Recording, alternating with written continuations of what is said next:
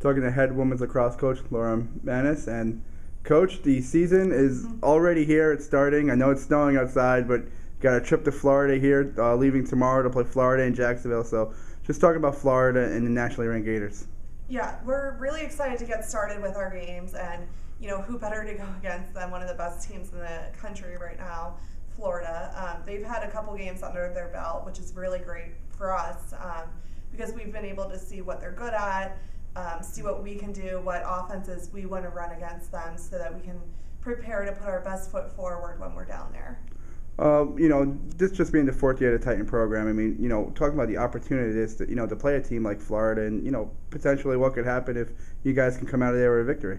Yeah, the great thing about playing a ranked team is that we can go into that game and play like we have nothing to lose.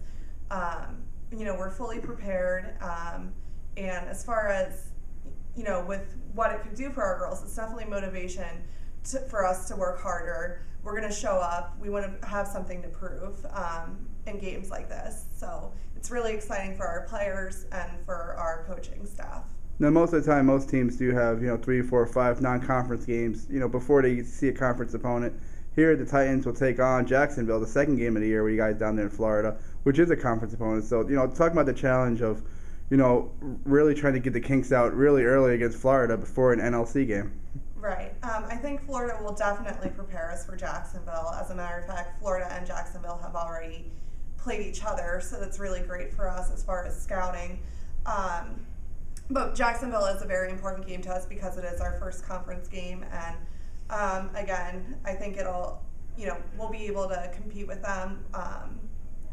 And they've played a couple games already, so again, we're a little bit more prepared as far as what we need to do with scouting and offenses and defenses. So hopefully we can surprise some people down there.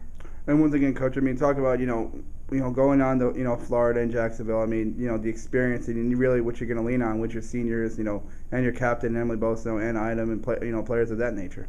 Yeah, the great thing is with our seniors is they've been playing Jacksonville every single year for the several years since we've had a program. So they really know who they need to be watching for, what their players' tendencies are, and then as far as our upperclassmen preparing our underclassmen for what to expect, it's been really great, especially since I wasn't here last year, so they kind of have a little bit more inside scoop on what to expect.